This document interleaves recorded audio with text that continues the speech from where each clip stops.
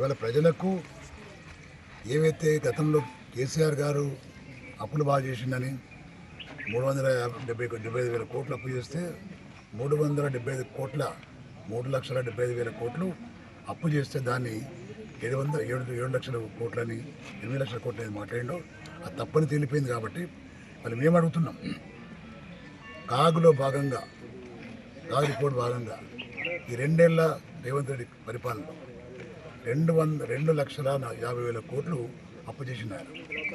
అప్పు చేసి మేము అప్పుడు చెరువులు బాగా చేసినాము, రోడ్లు బాగా చేసినాము, ప్రజలకు మంచినీళ్ళు ఇచ్చినాము, మేము కాళేశ్వరం ప్రాజెక్టు కట్టినాము, దాని కింద ఉన్నటువంటి సబ్స్టేషన్లు కట్టినాము, చెరువులు రిజర్వాయర్లు కట్టినాము మేము.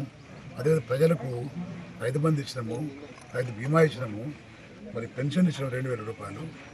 మరి అదేవిధంగా మన మహిళలకు స్త్రీలకు కళ్యాణాలకు చెక్కులు ఇచ్చినాం మేము.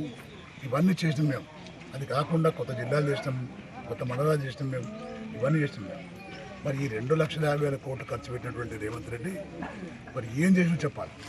అది కాకుండా 2 ఏళ్ల కాలంలో వచ్చినటువంటి ఆదాయం అవుతుందో ప్రభుత్వ ఆదాయం ఏం చేసింది, ఆదాయం ఎటుపోయింది, 2,50,000 కోట్ల అప్పు ఏమైంది, ప్రజలకు కనీసం ఇచ్చిన హామీలలో భాగంగా 4,000 పెన్షన్ దిక్కులేదు, మరి చదువుకున్న ఆడపిల్లలకు స్కూటీలు దిక్కులేవు, పొలం బంగారం దిక్కులేదు, బోనస్ దిక్కులేదు, చక్కగా రైతు బంధు చక్కలేదు. ఇవన్నీ ఇవ్వకుండా అప్పులు చేసి ఏం చేస్తున్నారు? ఏదైతే అంటున్నా ఈ రాష్ట్రంలో దొంగలు పడి దోసుకొని తింటున్నారు తప్ప ప్రజలకు కొరిగింది ఏమీ లేదు. ప్రజలు గమనించాలని కూడా మనం చేస్తున్నాం. ధన్యవాదాలు. ఏదైతే మెస్సీతో ఆడినటువంటి ఫుట్బాల్ కేవలం వాడు మనుమల కోసం ఆడినట్టు కొడుతున్నాడు, ప్రజల కోసం కాదు. ఆయన ఉన్న మనుమడికి సంతోషపెట్టడానికి, తన మనుమన్ని తనను చూపించుకోవడానికి చేసిన పరిణామం తప్ప దానివల్ల ప్రజలు కొరిగింది ఏమీ లేదు. 100 కోట్లు ఖర్చు పెట్టి ఈరోజు ప్రజల యొక్క సొమ్మును వినియోగం చేసుకుంటూ కాలం పెడుతున్నారు తప్ప ప్రజలు కొరిగింది ఏమీ లేదు.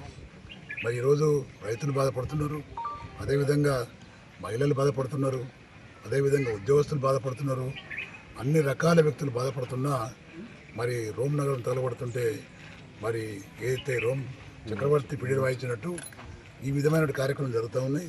మరి తప్పకుండా వచ్చే ఎంపీడీసీ, జడ్పీడీసీ, ఎంపీ ఎలక్షన్లో తప్పకుండా మెజారిటీ స్థానాలు తప్పకుండా పొందుతామని చెప్పేసి, గెలుస్తామని చెప్పేసి తెలియజేస్తుంది. ఎందుకంటే మరి ప్రజలు చూస్తున్నారు, గమనిస్తున్నారు.